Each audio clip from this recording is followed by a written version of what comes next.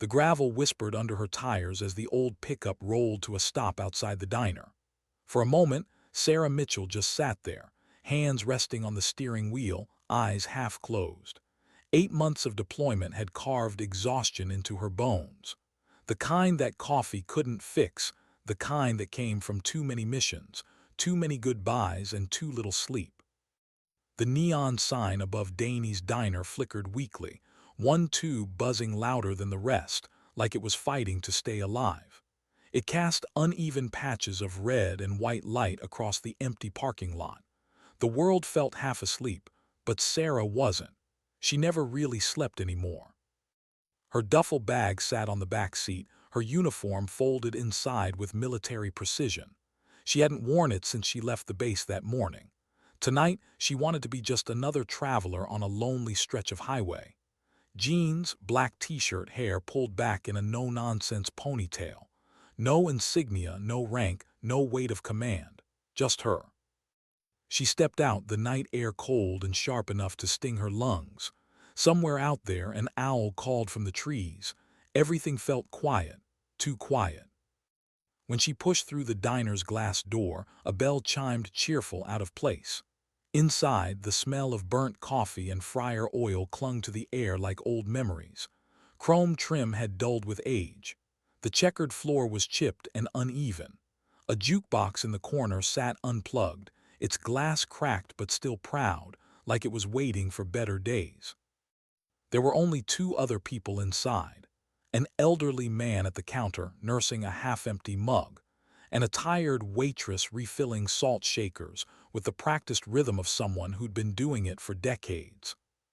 "Even in, honey," the waitress said, her smile warm but weary. Her name tag read Betty. Sarah returned the smile, polite but distant. "Evening. Just coffee and a turkey sandwich, please." "You got it." Betty poured her a mug of steaming black coffee without asking how she liked it. That small gesture, that quiet kindness, meant more than Sarah let on. She wrapped her hands around the mug, feeling its heat seep into her skin. She chose the back booth, the one with a clear view of the door. Old habits died hard.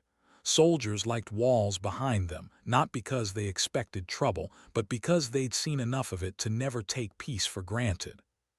Her phone buzzed, messages from her family, photos of her younger brother's graduation, the one she'd missed while she was thousands of miles away. A text from her father, "What time you getting in, kiddo?" She smiled faintly. Her father had been Army, retired now, but still walked and spoke like he was inspecting a unit. Her mother was probably packing the kitchen right now, preparing the same homecoming dinner. She always made: roast chicken, mashed potatoes, too many questions. Sarah took a slow sip of coffee, letting herself imagine home. A place without coded messages, security briefings, or locked weapons cabinets. A place where people didn't look at her like a soldier, just as someone's daughter. Then she heard it. The low rumble of engines outside, not one, several. Her eyes flicked to the window.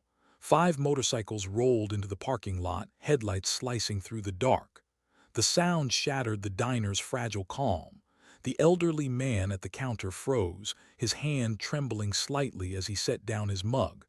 Betty glanced up, her smile fading. The engines cut off. Silence returned, but not peace. 5 men climbed off the bikes. Big, loud. Tattoos climbing up their necks, leather jackets gleaming under the neon sign. The kind of men who carried trouble with them like a second skin. Sarah's training kicked in, uninvited but automatic.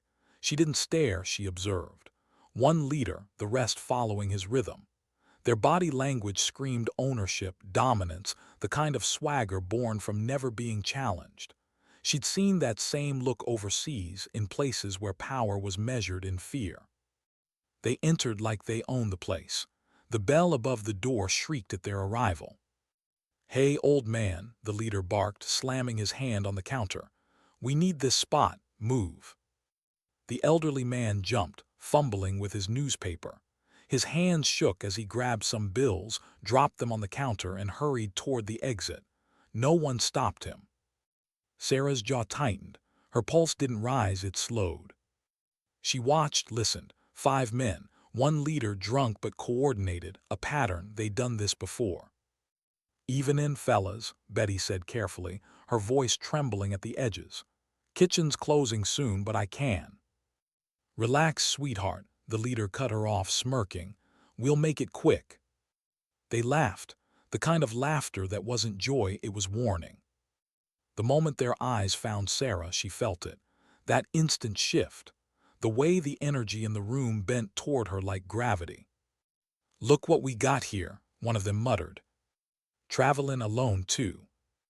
The leader grinned wide, predatory. "Guess our night just got interesting." Sarah didn't flinch, didn't look away, just raised her mug and took another sip. Inside, something cold and steady uncoiled in her chest. Betty appeared from the kitchen carrying Sarah's sandwich, but stopped dead when she saw the men spreading out, positioning themselves like wolves circling a deer. The leader walked toward Sarah's booth, boots thudding on the cracked tile. He slid into the seat across from her without asking. His breath carried the sharp tang of whiskey and stale smoke. "You look lonely," he said, leaning in too close.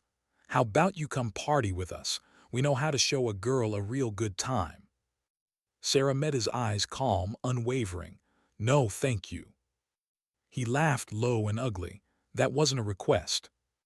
The others chuckled behind him. The sound filled the diner like static. "I said," she repeated, her tone quiet but firm, "no, thank you." Something flickered in his expression, annoyance that she didn't look afraid. "Listen here, sweetheart," he began, voice dropping lower, more dangerous. "You might think you're tough, but—" She stopped listening. Her mind had already mapped the entire room. Front door, blocked by 3 men. Kitchen, narrow doorway, 2 more blocking the exit. Counter, waist high, good for cover if things went bad. Coffee pot still hot, jukebox glass sharp, booth table heavy but movable. Every object became a variable, every breath a countdown. He reached across the table, his hand closing over hers, rough, uninvited. "See, we don't like being told no." Her eyes dropped to his fingers, then lifted again to meet his gaze. "Do you have a mother?" she asked quietly. He blinked, confused. "What?" "A mother, sister, daughter." He snorted. "What kind of stupid?" "How would you feel," she continued, voice still even, "if 5 men cornered her in a place like this?" The laughter faltered. The question hit something, a nerve maybe, but shame for men like him was fleeting. "That's different," he snapped. "You're right," Sarah said softly. "This is about respect." Behind him, one of his men laughed. Another muttered something crude. Betty stood frozen near the counter, gripping the plate so tightly her knuckles turned white. The leader leaned closer. "You're gonna walk outside with us, now, and maybe we'll bring you back in one piece."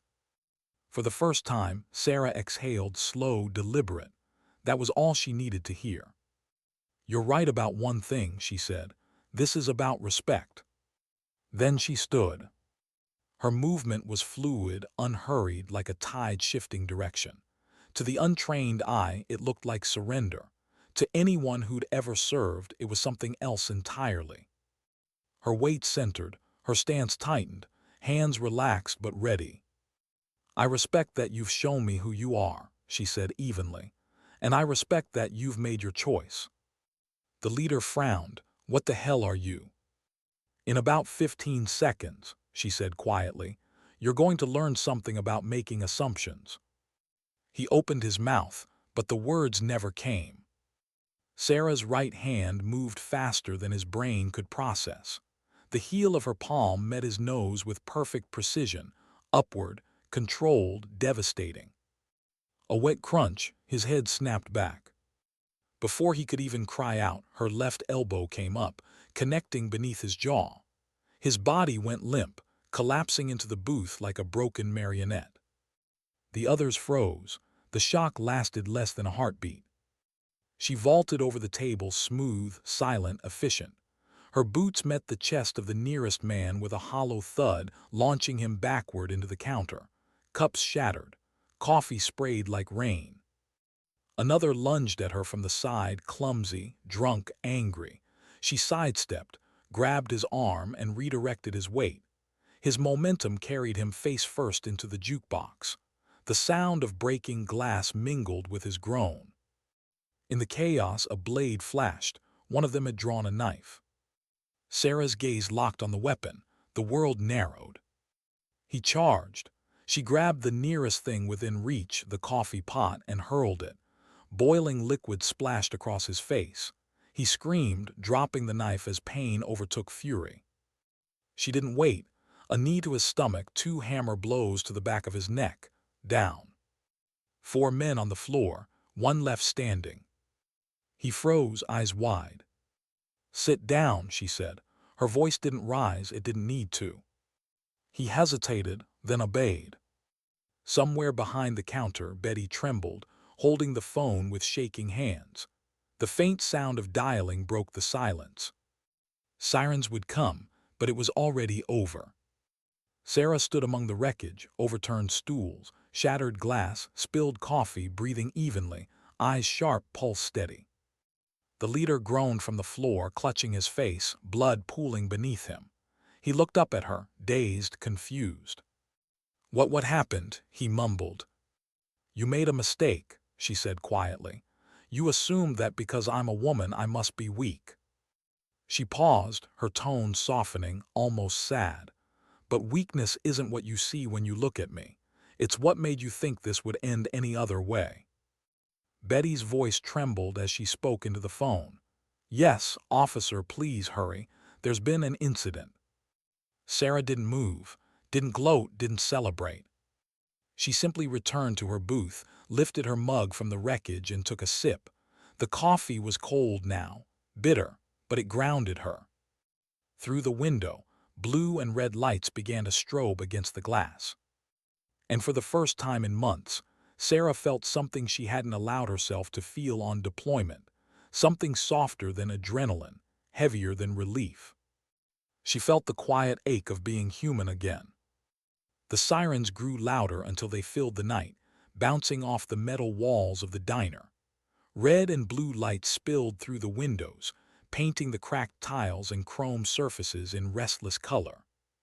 Sarah didn't look up. She kept her hands visible on the table, fingers still steady despite the faint tremor of exhaustion starting to creep in. The rush was fatting now. What replaced it wasn't relief. It was the familiar emptiness that followed every confrontation. The silence after survival. The door burst open. "Police, hands where I can see them." The first officer through the door was older, solidly built, his voice carrying authority. His partner, a younger woman, moved in a half-step behind, hand hovering near her weapon. Broken glass crunched under their boots. One glance at the scene told them everything and nothing. 4 men unconscious or writhing on the floor, one seated in a booth with his hands raised, and one woman sitting calmly in the corner, untouched. "Officer," Sarah said evenly, "my name is Lieutenant Sarah Mitchell, United States Navy. I have identification in my back pocket." The older officer, his name tag read Rodriguez, didn't relax, but his voice lost its edge. "Don't move just yet, ma'am. We'll sort this out." From behind the counter, Betty stepped forward, her hands shaking, voice trembling. "Officers, please, she's the victim here. Those men, they came in shouting, threatening her. She saved our lives." Rodriguez's eyes flicked to the chaos, then back to Sarah. "Ma'am, I'll need you to slowly reach for your ID." Sarah nodded once, deliberate. She moved with the same precision she used in training, nothing sudden, nothing that could be misread. She slid her wallet onto the table, opening it to reveal her military credentials.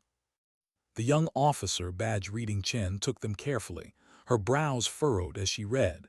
"Naval Special Operations, Combat Instructor." Sarah inclined her head. "That's correct."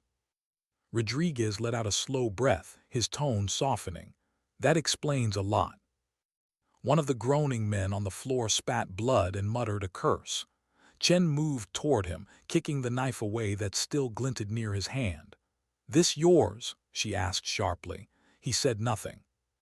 Paramedics arrived moments later, the hiss of their gear breaking the tension. They moved efficiently, checking pulses, stabilizing injuries, muttering quiet assessments of broken noses, burns, and bruised egos. Betty hovered by the counter, eyes wide, voice small. They came in like they owned the place. Scared off old Mr. Henderson, started harassing her, said they'd take her outside. Rodriguez scribbled notes, then turned to Sarah. "That true, Lieutenant?" "Yes, sir. I asked them to leave me alone multiple times. When they made clear their intent to use force, I defended myself." The way she said it, steady, factual, with no trace of pride, caught him off guard. It wasn't boasting, it was briefing. "Appropriate force," Chen said, half incredulous, glancing around at the wreckage. Sarah met her gaze calmly. "Appropriate for 5 armed assailants making explicit threats of sexual violence. My goal was to neutralize the threat, not cause unnecessary harm." Rodriguez looked around again. Broken glass, overturned stools, coffee still steaming where it had spilled. Yet there was no chaos in her eyes, only quiet focus. "Looks to me like you did exactly that," he said finally. Outside, the night had drawn a small crowd. People stood near the edge of the parking lot, cell phones out, recording. The neon sign flickered over the scene, Danny's Diner, half-lit, half-shadowed. The leader of the gang, his nose broken, eyes swelling, was loaded onto a stretcher. He groaned as the paramedics lifted him. "She's crazy," he muttered, voice muffled. "Didn't even give us a chance." Rodriguez ignored him. "You'll have plenty of chances in court," he said flatly. Sarah stood as the officers took her statement. She stayed professional, concise, respectful, detached. It wasn't the first time she'd had to recount violence in sterile terms, but this was different. This wasn't war. This was home. When it was done, Rodriguez closed his notebook. "You're free to go, Lieutenant. You acted in clear self-defense. We'll file the report and contact you if the DA needs anything further." "Understood." Betty approached her hesitantly, eyes glistening. "I don't know how to thank you," she said, voice breaking. "If you hadn't been here." Sarah smiled softly. "Ma'am, you did exactly what you should have done. You called for help and stayed safe. That's what matters." "But those men," Betty's voice faltered as she glanced at the paramedics, "they could have killed you." Sarah's answer came with quiet conviction. "Maybe. But I've spent most of my life facing people who thought fear made them powerful. They were wrong then, too." She left money on the table, enough to cover her untouched meal plus a generous tip. Old habits, honor even in small things. As she turned to leave, Rodriguez stopped her. "Lieutenant Mitchell." She looked back. "You know this story's gonna spread," he said, a small, knowing smile on his weathered face. "Word gets around. Guys like these talk. Maybe next time one of them will think twice before picking a target." Sarah hesitated, the weight of his words settling like dust. "Then maybe it's worth something." He nodded. "More than you know." She stepped outside. The night had gone still again.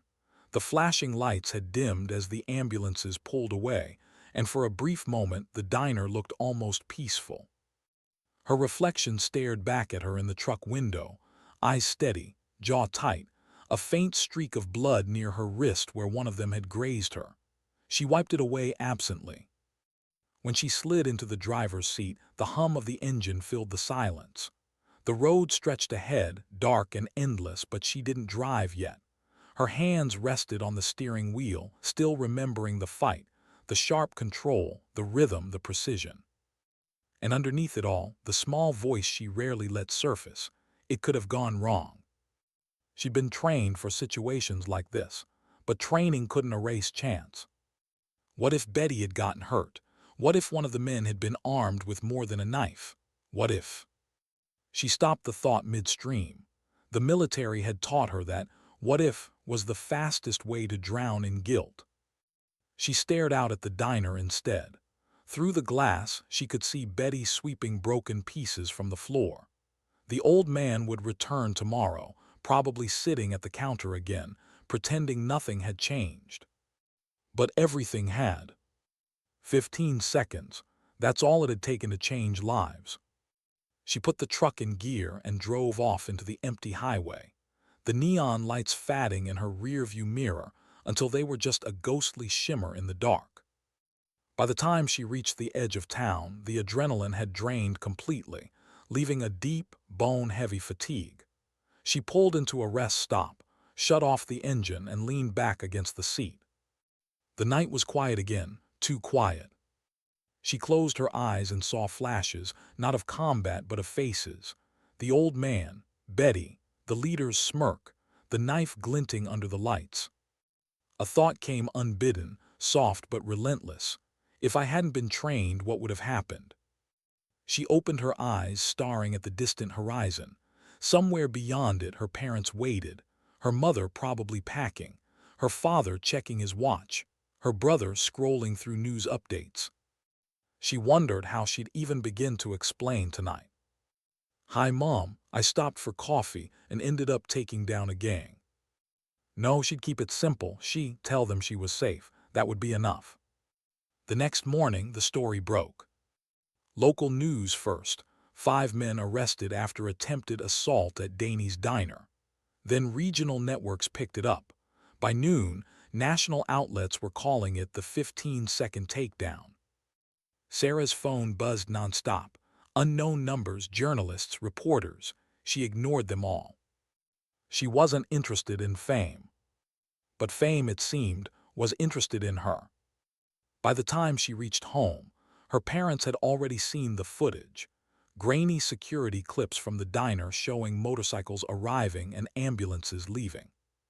Her father stood in the driveway, arms crossed, face unreadable. "Lieutenant," he said, his voice carrying both pride and restraint. "Dad," she said softly. Her mother rushed forward, hugging her so tightly Sarah could barely breathe. "You could have been killed," she whispered. Sarah held her a moment longer than usual. "But I was." Her father nodded slowly. 5 men, he said, shaking his head, "in 15 seconds.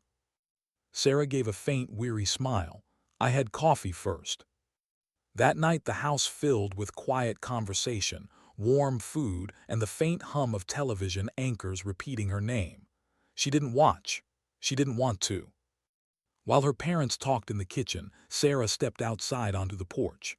The sky was clear, the stars sharp and cold. Somewhere out there, people were already turning her story into headlines, hashtags, inspiration, or spectacle. She didn't care about any of that. She cared about the fact that 5 men had walked into a diner believing they could destroy someone, and learned they couldn't. She cared about Betty, sweeping the floor that night, still trembling but alive. And she cared about what that meant for others, the women who didn't wear uniforms, who didn't know how to fight, who might now realize that they could learn. Because sometimes, strength wasn't about fighting wars overseas. Sometimes it was about one small diner, one dark night, and one choice to stand your ground when no one else could. Sarah looked down at her hands, steady now, the small scar near her knuckle already fading. Sometimes dignity didn't speak, it simply acted. And sometimes that was enough to change everything. For 3 days, Sarah barely spoke to anyone outside her family. The world, however, wouldn't stop talking about her. Her phone buzzed constantly, calls from reporters, news anchors, producers. Some wanted interviews, others wanted to offer exclusive deals. She ignored them all. When she finally turned the phone face down on her nightstand, the silence felt like oxygen. Her mother, Linda, didn't. "Honey, maybe it wouldn't hurt to do one interview, just to tell your side of things." Sarah shook her head. "The story's not about me." Her father, retired Army Colonel James Mitchell, looked over his newspaper. "You did the right thing by staying quiet. Real service doesn't need a microphone." He said it with pride, but also with something unspoken, the understanding of what that night must have cost her, because he knew. He'd been in his own fights long ago. Sarah spent most of her time at home, helping her mother in the garden or playing fetch with the old golden retriever that had waited patiently for her return. The rhythm of normal life felt foreign, too soft, too quiet. But normal didn't last. On the third morning, Danny, her younger brother, came bursting into the kitchen, laptop in hand. "Sarah, you're on the news again." "I told you," she sighed, sipping coffee. "I'm not watching it." "No, you need to see this." He turned the screen toward her.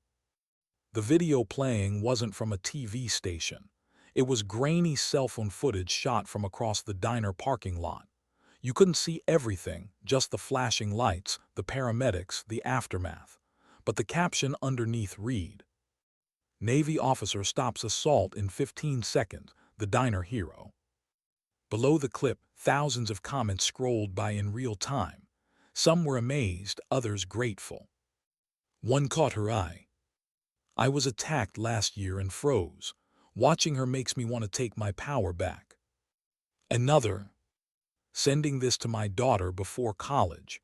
Everyone needs to know how to protect themselves." Danny grinned. "You're viral, sis, over 1 million views. They're calling you the 15-second officer." Sarah closed the laptop gently. "That's not a title I want." "But look at what it's doing," Danny said earnestly. "People are signing up for self-defense classes, talking about empowerment. You're changing things." She looked at him, his face still bright with that innocent belief that the world could be fixed if enough good people stood up. And maybe he was right. Maybe something good could come of it. But she also knew the weight of stories. How easily they turned heroes into headlines. How quickly they were twisted, simplified, sold. She didn't want to be anyone's symbol. She just wanted to live quietly, maybe teach, maybe heal. But the world rarely let quiet people stay invisible after they'd stood up. That afternoon, Betty arrived. She stood on the porch holding a covered casserole dish, homemade lasagna, steaming through the foil. "Mrs. Mitchell," she said when Linda opened the door, "I hope I'm not intruding." "Of course not," Linda said warmly. "Come in, she's in the living room." When Betty saw Sarah, her eyes filled instantly. "I had to come thank you again. I can't stop thinking about that night." Sarah stood, smiling softly. "You don't have to thank me, Betty. You called the police. That took courage." Betty shook her head. "I hid in the kitchen while you were fighting for your life. That's not courage." "Yes, it is," Sarah said quietly. "You stayed alive, that's what counts." Betty set the dish on the table, but she wasn't finished. "I didn't just come to thank you. I came to tell you something." The family gathered as she spoke, her voice trembling with emotion. "Yesterday, a young woman came into the diner," Betty said. "College kid, maybe 20. She'd heard about what happened, wanted to know if it was true." Sarah listened, still attentive. "She told me she was attacked a few months ago," Betty continued. "She got away, but she's been terrified ever since. Barely left her apartment. But after hearing about you, she said she finally felt something shift, like maybe she could be strong again." Betty wiped at her eyes. "She signed up for a self-defense class, said she wants to stop being afraid. She called you her reminder that women don't have to be helpless." Linda reached for Sarah's hand, squeezing it. "You see, you didn't just protect yourself, you gave her back her courage." Sarah didn't know what to say. For the first time since that night, her composure cracked a little. "I didn't mean to start anything," she murmured. "Sometimes the best things start by accident," Betty said. Before she left, Betty turned back at the door. "The police told me assaults have dropped in our area since the news broke. Maybe people are thinking twice. Maybe that's because of you." After she was gone, the family sat in silence. Even the dog seemed to sense the weight of the moment. Finally, Danny spoke, voice soft but proud. "That's kind of incredible, isn't it? You changed something just by fighting back." Her father looked thoughtful. "Real strength isn't about dominance," he said. It's about using power to protect, not to harm. You reminded people what that looks like. Sarah stared out the window. The sunlight fell through the trees, catching the dust motes in the air. Then maybe that's enough, she said. But even as she said it, she knew this wasn't over. 2 days later, the phone rang. Her father answered in his practiced tone. Mitchell residence. His expression shifted, eyebrows raising slightly. Yes, she's here. May I ask who's calling? He handed her the phone. It's the Today Show. Sarah sighed. Tell them no thank you. He nodded and relayed the refusal. It wasn't the first call. It wouldn't be the last. Her story was everywhere now, on morning shows, news panels, social media. Some called her a hero. Others called her dangerous. A few criticized her for using excessive force. Sarah didn't respond to any of it. She had learned in the military that truth didn't need defending. It revealed itself in time. But what did surprise her was what started showing up in her messages. Not from reporters, from strangers. Emails, handwritten letters. Women thanking her. Parents saying they'd enrolled their daughters in defense programs. Veterans saying her calm reminded them of the discipline they'd lost after war. One message stopped her cold. It came from a woman named Claire. I was attacked last year walking home from work. I blamed myself for not fighting back. I thought I was broken. Then I saw your story.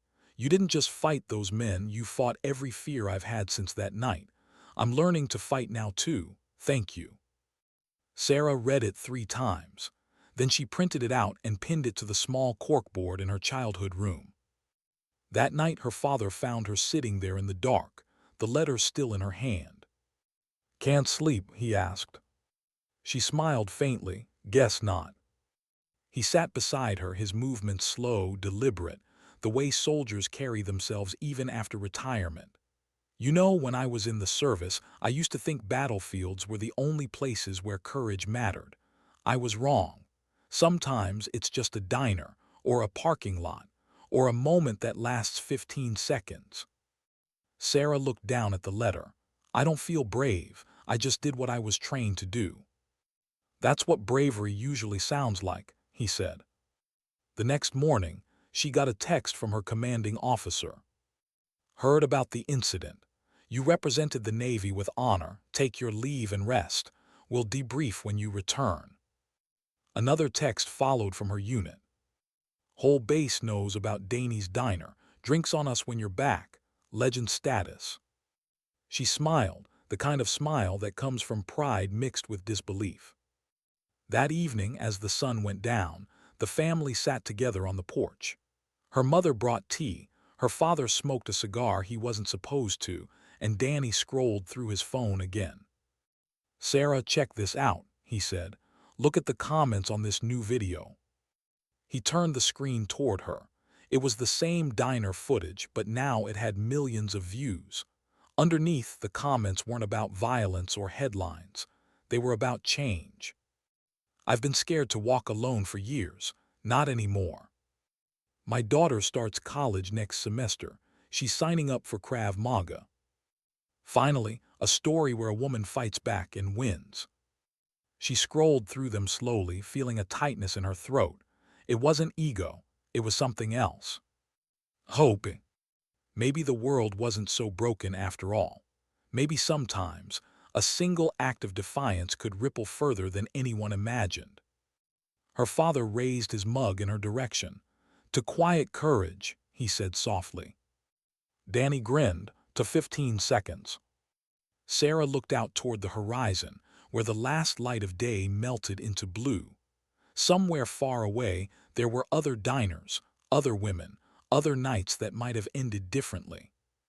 But maybe now fewer would.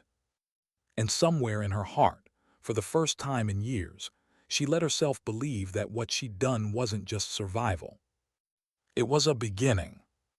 2 weeks later, Sarah returned to the base. The morning air was crisp, the kind that tasted like metal and discipline. The training yard smelled of sweat, gun oil, and freshly cut grass, the scent of order. Soldiers shouted cadence in the distance, their boots slamming the pavement like a heartbeat. It felt grounding to be back. Predictable. Routine.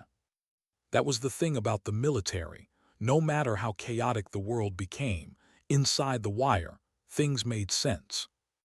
She threw herself into work immediately, running defensive drills, reviewing protocols, leading younger recruits through the fundamentals of close-quarters combat. Her movements were precise, unhesitating. From the outside, she looked composed. But inside, a quiet restlessness had begun to grow. Something about that night wouldn't let her go.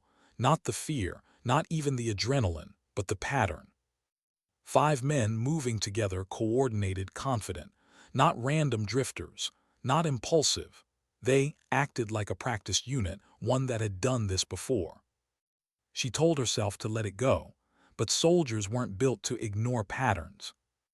That morning, as she finished a sparring demonstration, her commanding officer, Captain Rebecca Torres, stepped into the training area. Torres was a veteran, sharp eyes, calm authority, not easily impressed, but even she looked unusually serious.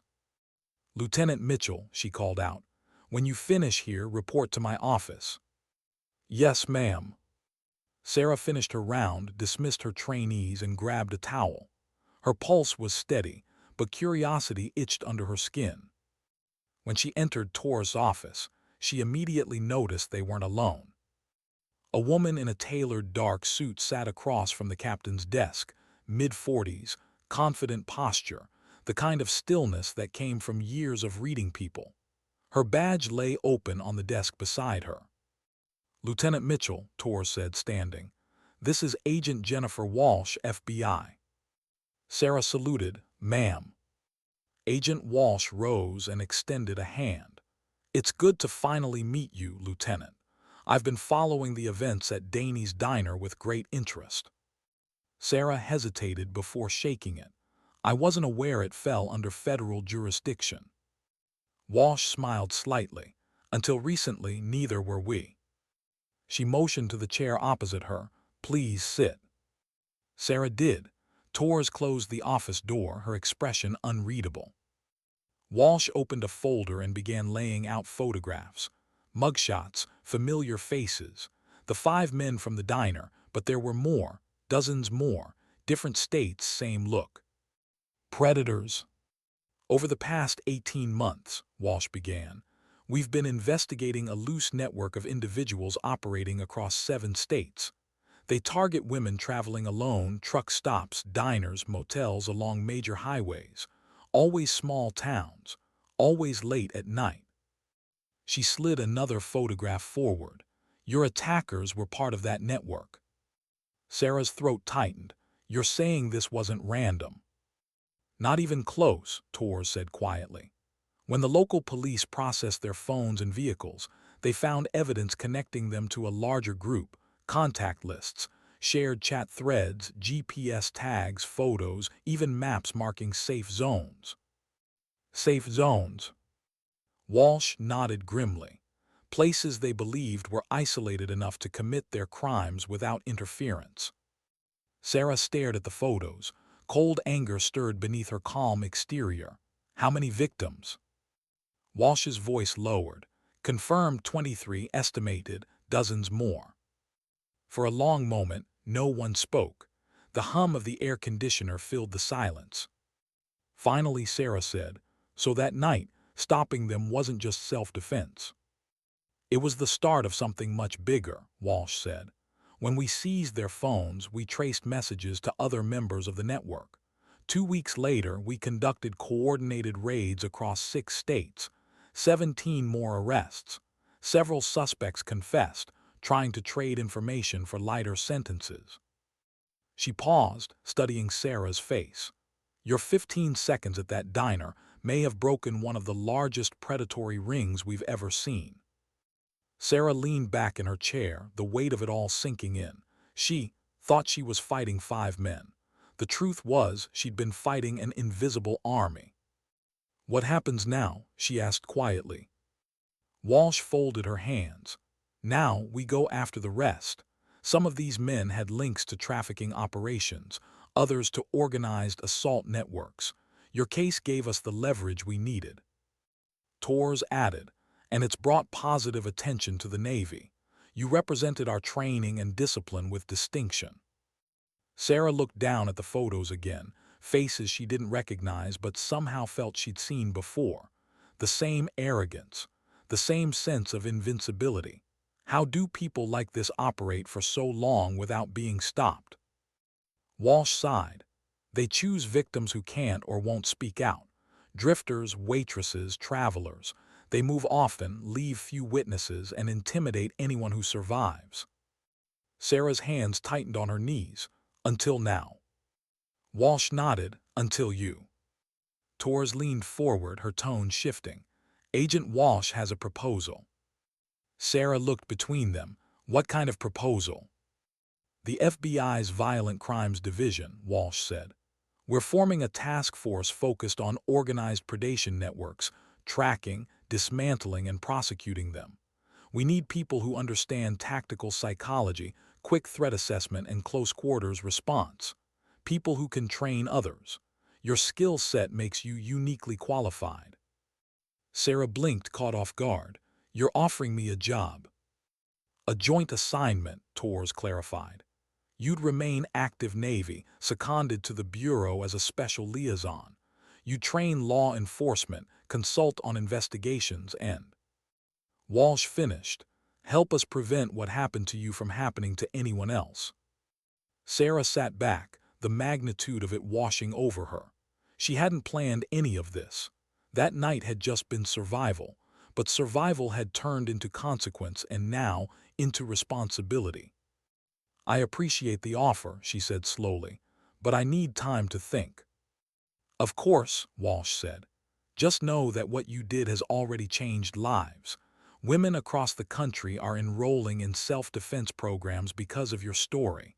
You've become a symbol, whether you meant to or not.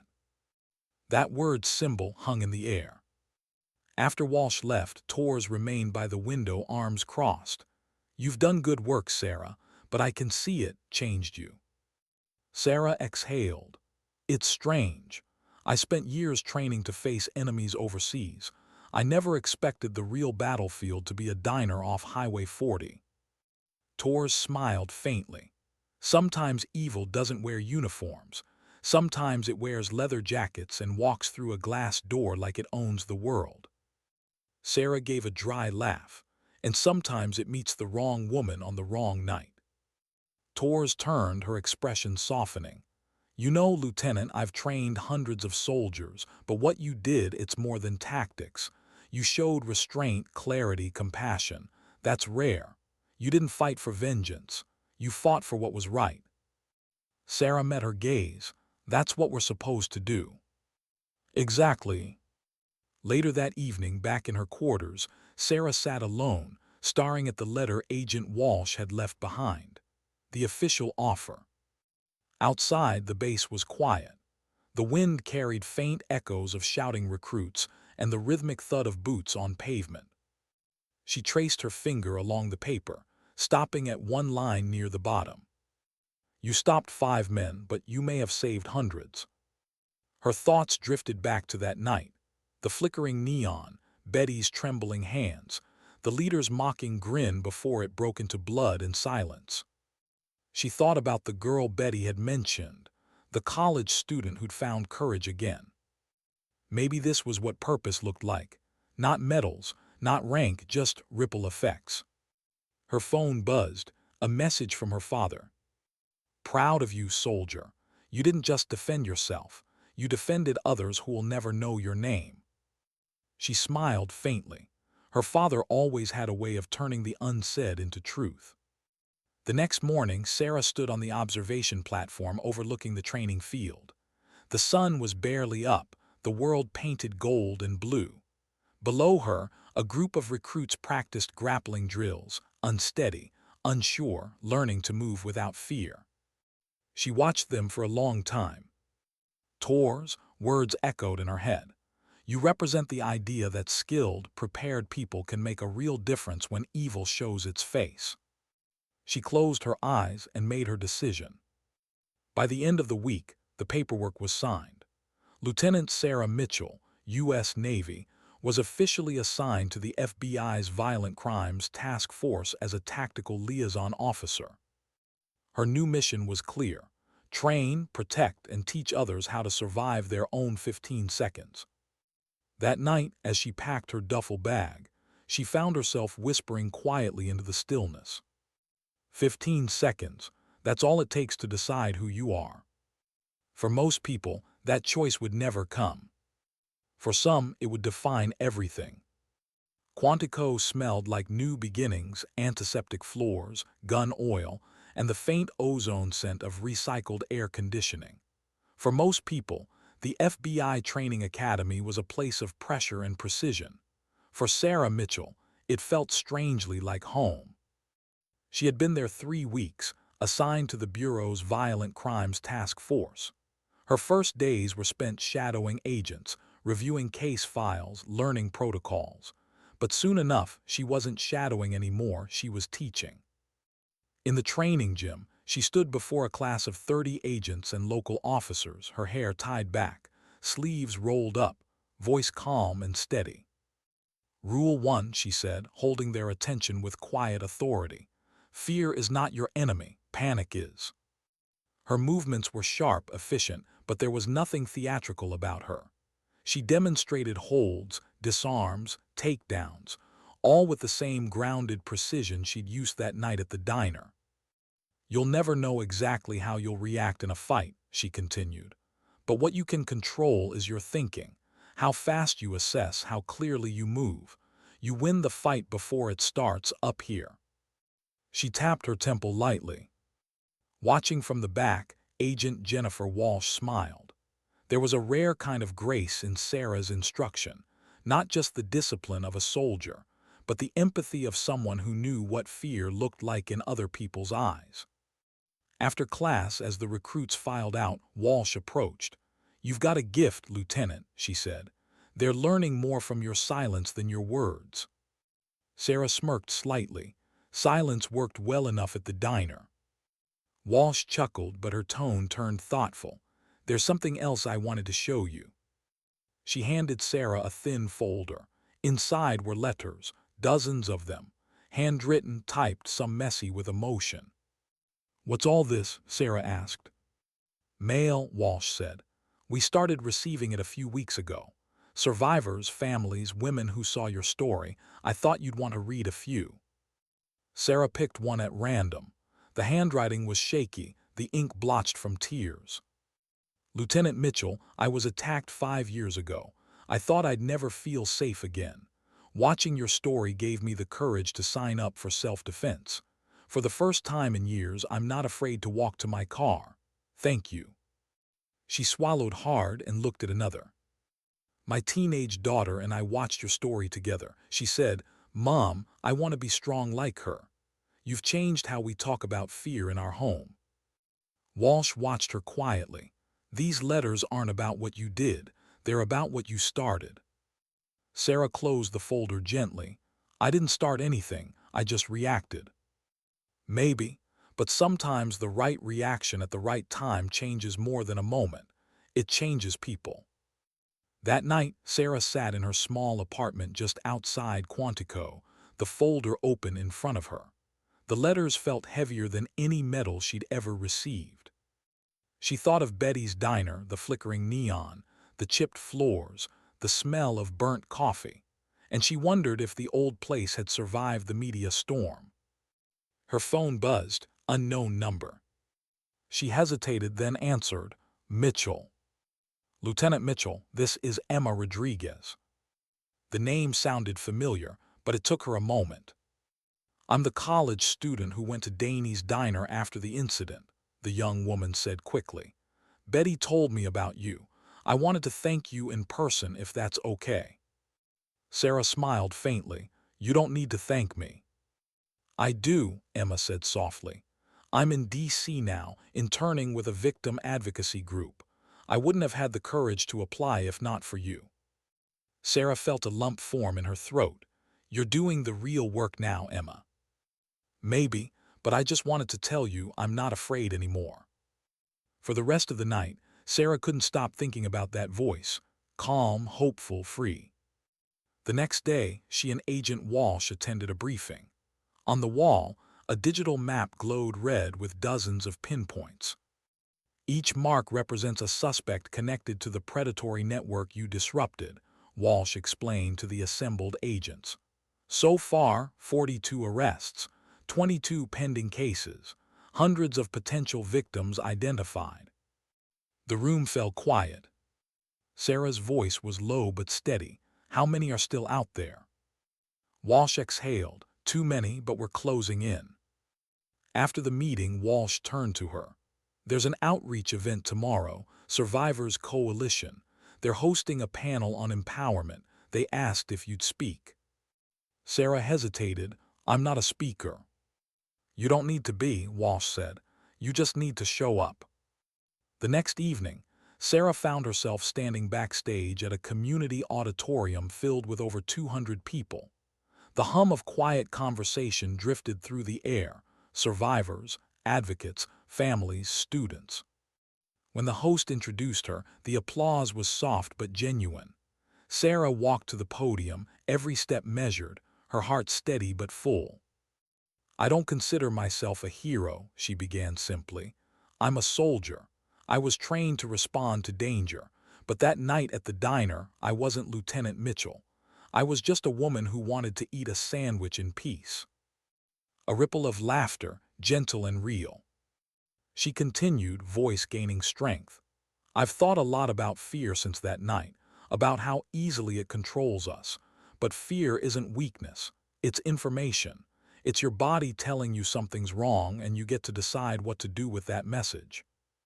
She paused, looking out across the faces, women of all ages, some nodding, some wiping tears. "The real victory that night wasn't that I stopped 5 men," she said softly. "It's that fear didn't stop me first." The room went completely silent. "And that's something each of us is capable of," she added. "Not just soldiers, not just officers. Every one of you has 15 seconds in you, 15 seconds to decide, to fight, to speak, to move, to survive. That's what I want you to remember." When she stepped off stage, people rose to their feet. The applause was thunderous, not because she'd told them something new, but because she'd reminded them of something they'd forgotten: their own strength. Emma found her afterward, eyes shining. "You were incredible." Sarah smiled. "No, you showed up." Over the next months, the ripples grew. The 15-second movement, as the media called it, spread through online communities, schools, and defense academies. Hashtags, posters, news features, all tracing back to a diner that once smelled like old coffee and danger. But Sarah stayed grounded. She taught, she trained, she served. Sometimes, late at night, she'd visit the FBI gym alone and move through the same defensive sequence that had saved her life. Not as a reminder of violence, but of choice, of what it meant to stay ready without staying hardened. One evening, Agent Walsh found her there. "You're restless again," she said knowingly. Sarah smiled faintly. "Maybe." Walsh leaned against the wall. "You ever think about what that night really meant?" "Every day," Sarah said. "And every day it means something different." Walsh studied her. "You've turned 15 seconds of chaos into a lifetime of purpose. That's rare." Sarah shrugged, wiping sweat from her forehead. "Purpose isn't what I was looking for. It just found me." The agent smiled. "That's usually how it works." Months passed. The task force grew, with Sarah now leading joint tactical workshops for female officers across multiple states. Each class began the same way, not with drills, but with a story. She never dramatized it, never exaggerated. She spoke plainly, letting the pauses carry the weight. And each time she finished, there was always the same silence, the kind of silence that came when people recognized truth. It wasn't the violence that inspired them. It was the calm, the control, the reminder that being strong didn't mean being unbreakable. It meant standing your ground even when you were afraid. One evening, after training a group of police cadets in Maryland, a young woman approached her, nervous, clutching her notebook. "Ma'am," she said quietly, "I just wanted to tell you I saw your story online 2 years ago. That's why I joined the academy. I wanted to learn how to protect people the way you did." Sarah blinked, caught off guard. 2 years ago. The cadet nodded. "I was 16 then, now I'm here." For a long moment, Sarah just looked at her, the bright eyes, the steady voice, the courage that hadn't even existed yet on that night in the diner. And that's when she realized something. The story wasn't hers anymore. It belonged to everyone who'd found strength through it, everyone who'd chosen to stand instead of hide, everyone who'd discovered their own 15 seconds. As she drove back that night, the radio played faintly in the background, a news report about crime prevention programs and rising self-defense class enrollments. The world was changing, in small but real ways.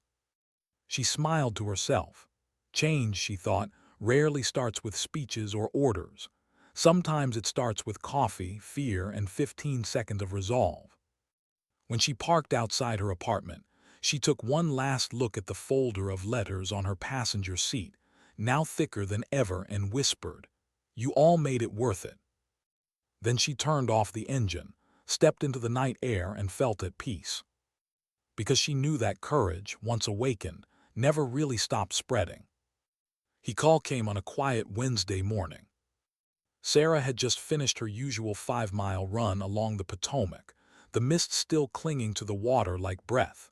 She'd been feeling lighter lately, sleeping better, laughing more.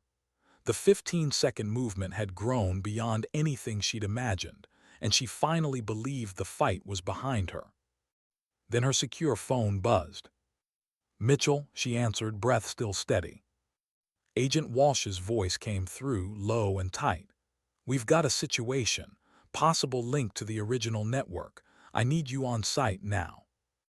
The words hit like a shift in pressure. "Where?" "Raleigh, North Carolina. Local police raided an abandoned warehouse last night. Found evidence, files, photos, communications, same operational markers. But there's something new. You'll be briefed when you land." Sarah didn't hesitate. Within the hour she was packed, uniformed, and en route. As the plane cut through morning clouds, she looked out the window, fields giving way to forests, then cities. Her reflection stared back, calm but focused. It was strange. She'd thought she'd left field work behind. But some instincts never retired. When she arrived at the Bureau's Raleigh field office, Walsh was already waiting. "Glad you came quickly," she said, handing over a tablet. "We've recovered encrypted data linking this site to at least 4 other facilities. Trafficking, organized assault rings, same signatures as before." Sarah scrolled through the photos, grainy surveillance stills, men loading vans, GPS coordinates marked on a wall map. Then she froze. In one of the pictures, a face, partial, blurred but familiar. "Wait," she said, "that's impossible." Walsh looked at her. "You recognize him?" Sarah zoomed in. "That's Grant Heller. He was one of the 5. He's in prison." "Supposed to be," Walsh said grimly. "But North Carolina State reported an escape 3 weeks ago. We didn't make the connection until now." Sarah set the tablet down, her pulse tightening. "He's rebuilding the network." "That's our working theory," Walsh said. "We believe he's trying to retaliate, re-establish operations, recruit new members. And based on recovered messages, you're not just a problem to him." Sarah met her eyes. "I'm the target." Walsh didn't deny it. Silence filled the room. Not fear, just understanding. This wasn't the first time danger had called her by name, but this time it was personal. She took a deep breath. "What's the plan?" Walsh hesitated. "Technically, you're not field duty anymore. You're advisory staff. I can't authorize you to engage directly." Sarah smiled faintly, not rebellious, just resolved. "You didn't call me here to watch from a monitor." Walsh sighed. "No, I didn't." By nightfall, Sarah was in a black SUV heading toward the outskirts of Raleigh. The safe house where they were staging the operation sat hidden behind a line of pine trees, its lights dimmed. Inside, a small tactical team reviewed maps and surveillance feeds. The target, a remote compound 40 miles south, disguised as a construction yard. Intelligence indicated women were being held there, likely for transport. Sarah studied the blueprint, her finger tracing possible entry routes. "They've got one choke point here," she said. "North Gate. If they expect an assault, they'll funnel resistance there. We'll need a distraction south side." One of the agents frowned. "You've done this before." Sarah nodded. "Too many times." Walsh entered, holding a small tablet. "Satellite imagery confirms 3 heat signatures in the central building. Could be hostages. We move at 200. Hours later, under a bruised midnight sky, the convoy rolled out. The woods were thick, damp with mist. Sarah crouched near the tree line, radio pressed to her ear, every sense alive. Her breath was slow, measured, just like that night at the diner. Except now, there were more lives on the line. "Alpha team in position," Walsh's voice crackled. "Beta, hold until Mitchell signals." Sarah's eyes swept the compound, the glow of security lights, the faint movement of shadows near the main warehouse. Her instincts were already mapping everything: angles, sounds, rhythm. Then something off. A faint metallic glint from the east side, too low, too steady. "Sniper scope." "Cover," she hissed. The team dropped as a shot cracked through the air, slamming into the dirt inches from where she'd been crouched. Chaos erupted, flashlights, shouted orders, boots pounding against gravel. Sarah crawled behind a stack of crates, heart thundering, but her mind stayed calm. She keyed her mic. "They know we're here. East sniper nest, 40 meters elevated. 1 shooter." "Copy," came Walsh's voice. "Neutralize and proceed." Sarah slung her rifle, moving low and fast through the shadows. The air smelled of oil and cold metal. Every step was memory, training fused with instinct. She reached the scaffolding, climbed silently, breath synchronized with her movement. The sniper never saw her coming. When it was over, she took his radio. Static hissed, then a voice she hadn't heard in a long time. "Well, well," the famous lieutenant. Her pulse stilled. "Grant," she said quietly. "Thought you'd be smart enough to stay out of this," his voice drawled. "But I guess some people don't learn." Sarah's grip tightened. "You've made a career out of hurting others. It ends tonight." He chuckled darkly. "You think 15 seconds made you untouchable. I've had years to think about that night."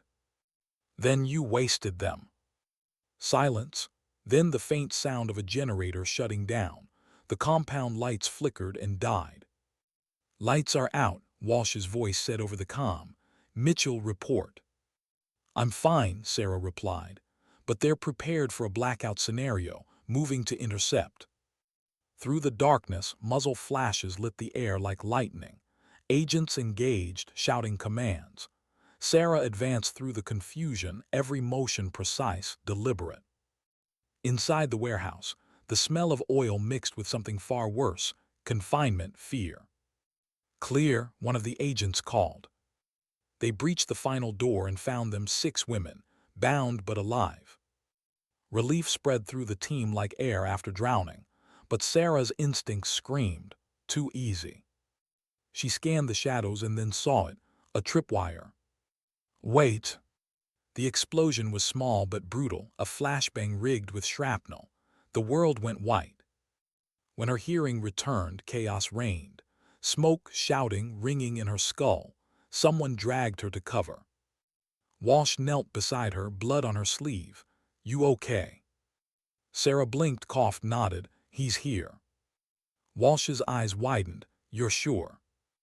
"I know his voice." By dawn, it was over. The compound was secured, the victims evacuated, the surviving suspects arrested. But Heller, he was gone. Again. Hours later, back at the safe house, Sarah sat on the steps outside, bruised, exhausted, staring at the pale sunrise. Walsh joined her quietly, handing over a cup of coffee. "We saved 6 lives tonight. That's not nothing." Sarah nodded slowly. "But the man who started all of this, he's still out there." Walsh took a long sip. "You'll get him eventually." Sarah looked out toward the horizon. "It's strange," she said softly. "The first time it was over in 15 seconds. Now it feels endless." Walsh tilted her head. "Maybe that's the price of being a symbol. Once you stand up, the fight doesn't stop, it just changes shape." Sarah was quiet for a while. Then she said, almost to herself, "Maybe that's why courage can't depend on victory. It has to exist even when the fight keeps coming." Walsh smiled faintly. "You sound like someone giving a speech again." "Just thinking out loud." For a long time, neither spoke. The wind moved through the trees, carrying the faint smell of gunpowder and dawn. Finally, Sarah stood, wincing at the ache in her shoulder. "Let's finish this." Walsh rose too. "We will together." Sarah nodded. "No, all of us." Because somewhere, she knew, others were watching again, learning again, waiting for their own 15 seconds. And if courage meant standing up over and over, even when the world didn't notice, then so be it. She was built for that. 3 weeks passed, 3 long sleepless weeks. The Bureau ran search after search, roadblocks, warrants, leads that dissolved into nothing. Grant Heller had vanished like smoke. But Sarah knew his kind. Men like him didn't disappear, they regrouped. And when they came back, they wanted 2 things: control and spectacle. He'd escaped once before. He wouldn't stay hidden for long. The task force grew tense. Walsh barely left her office, coordinating between federal branches. Sarah trained relentlessly, spending hours on the range until her hands ached. Some nights she'd sit alone in the gym, shadowboxing under fluorescent lights, replaying that night, the sound of his voice echoing through her memory. "You think 15 seconds made you untouchable." He wasn't wrong about one thing. 15 seconds can define you. But what comes after, that's what truly reveals who you are. At dawn one morning, an analyst burst into the operations room, breathless. "We've got a hit. Credit card activity linked to one of Heller's known aliases, used 2 hours ago in Virginia." Walsh was already on her feet.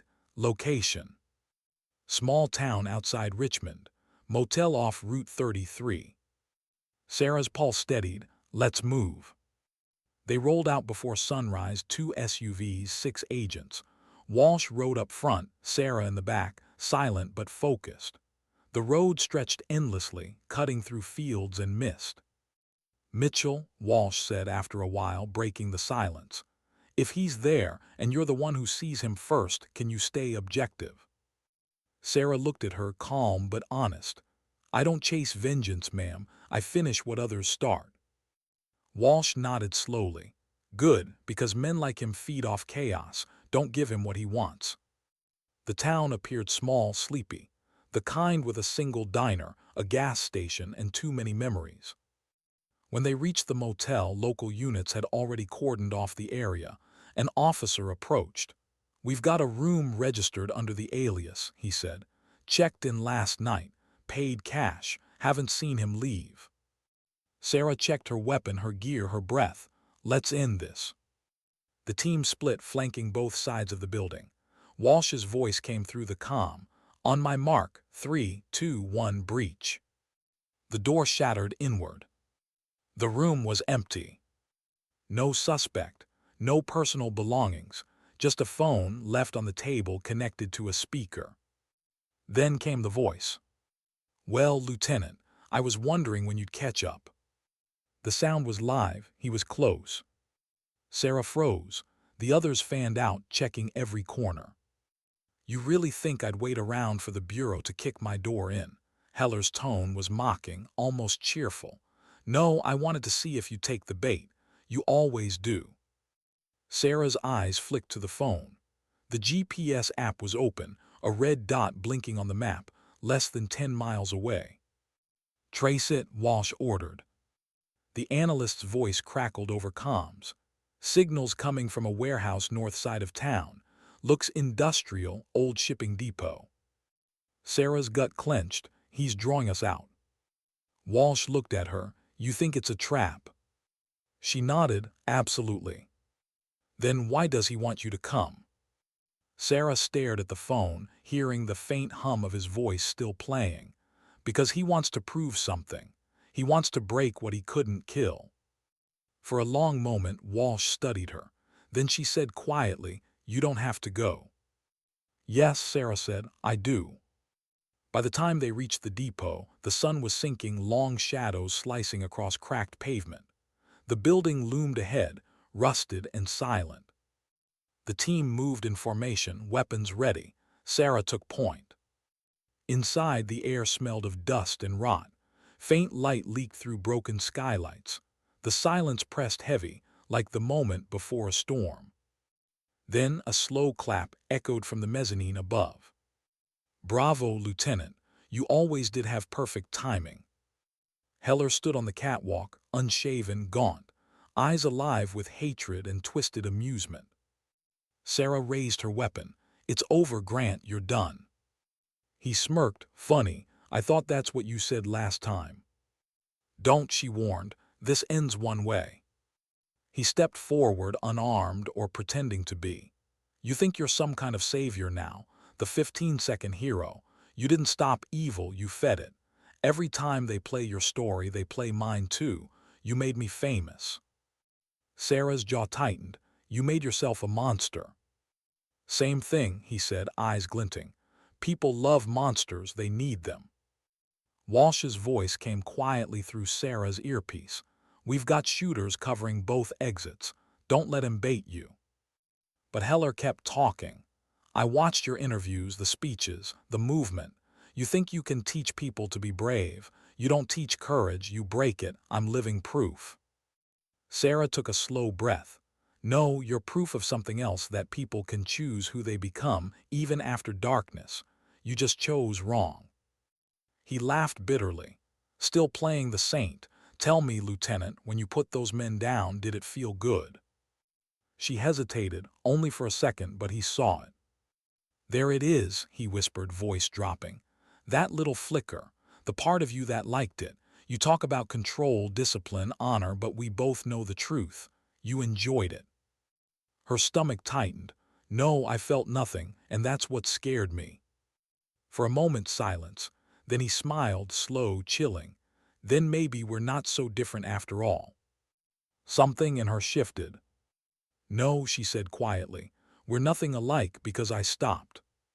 Before he could move, she fired one clean shot, shattering the railing beside him.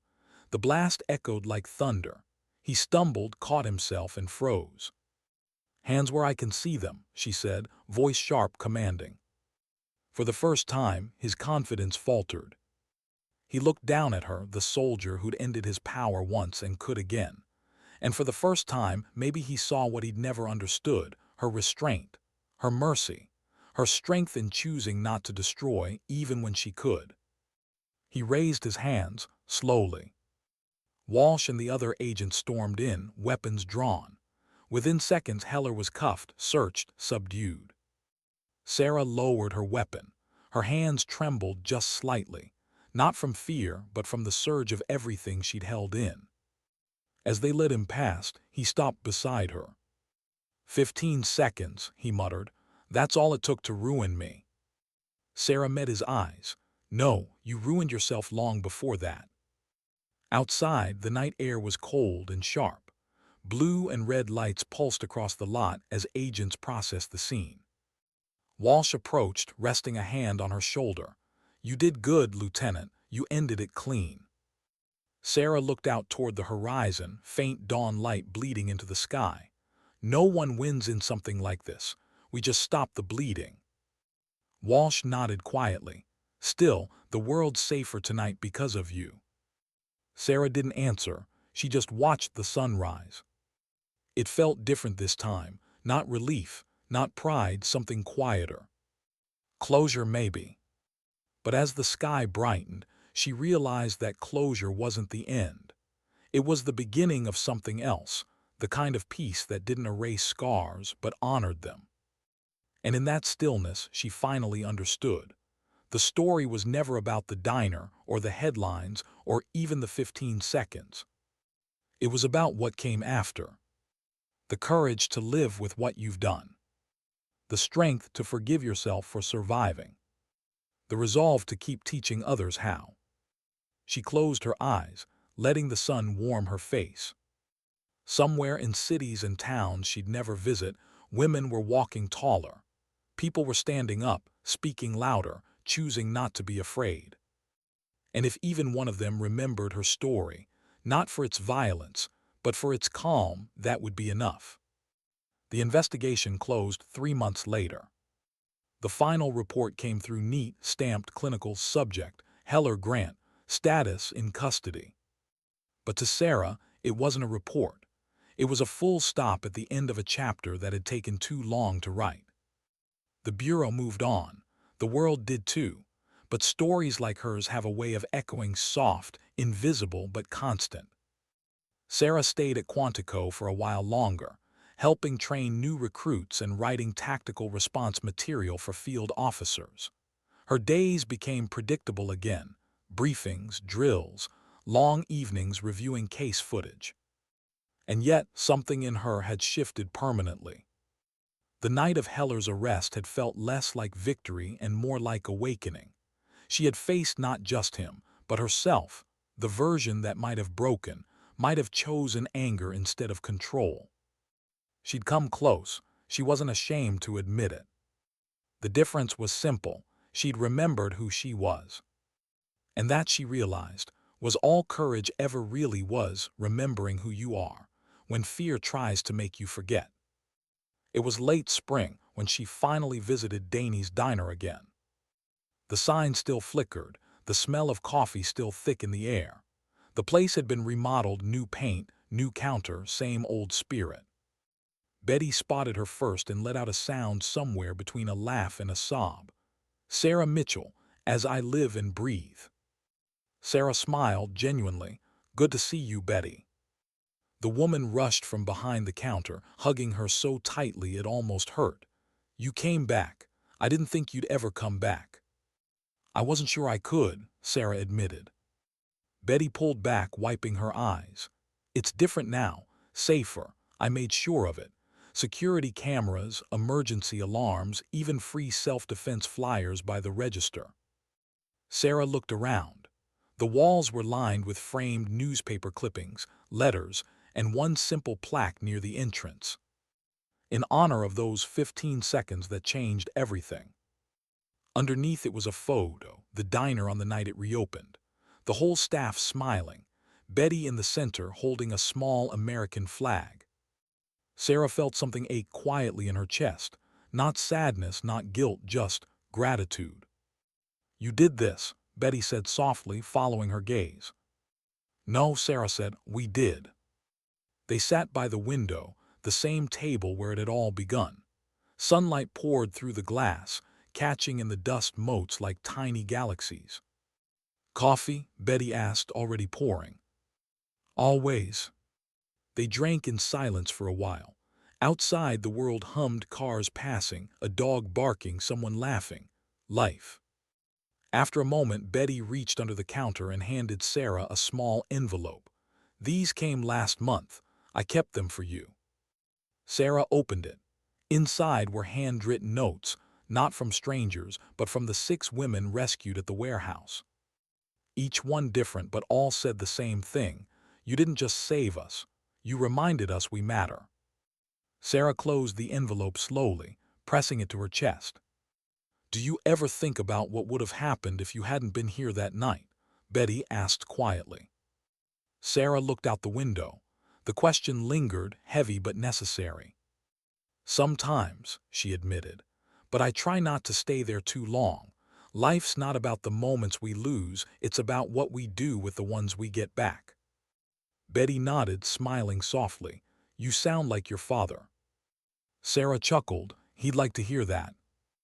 They talked for a while about the town, about the movement, about how things had changed. Betty mentioned that local girls came in now wearing 15 seconds bracelets, that schools had started safety programs, that even truckers looked out for travelers more. The ripple had become a tide. Before she left, Sarah stood at the door, hand resting on the plaque. Betty called after her, voice warm. "You'll always have a booth here, Lieutenant."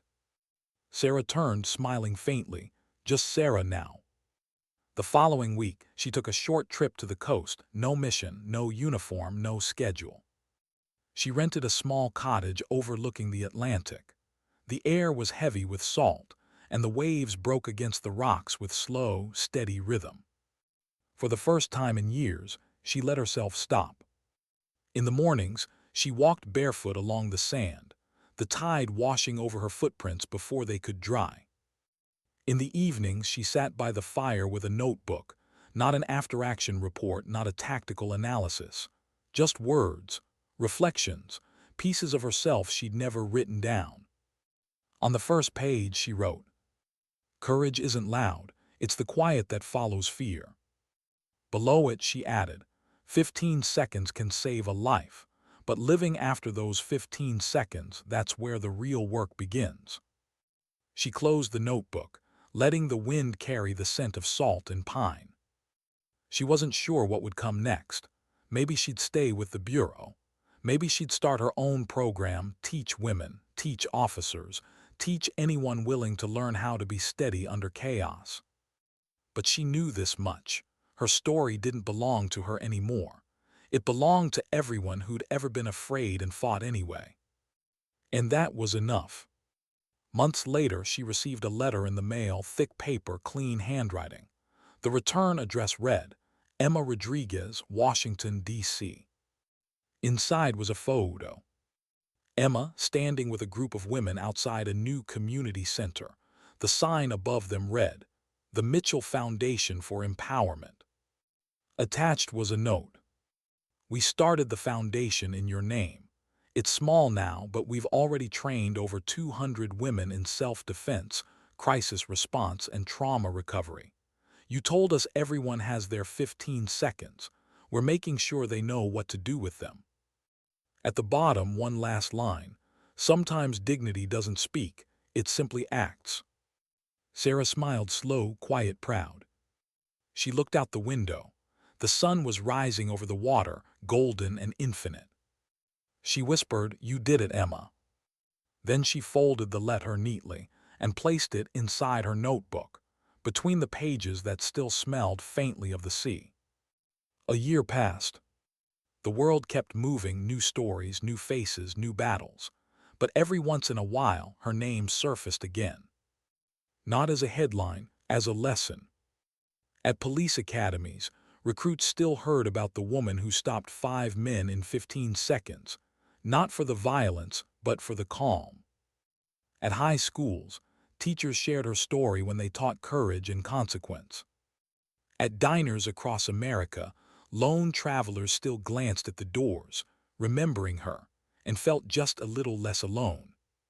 Sarah never asked for recognition. She didn't need it, because she understood now the real victories aren't loud. They don't come with applause or medals. They happen quietly, in kitchens, in classrooms, in late-night decisions that no one ever sees. That's where courage lives. That's where humanity redeems itself.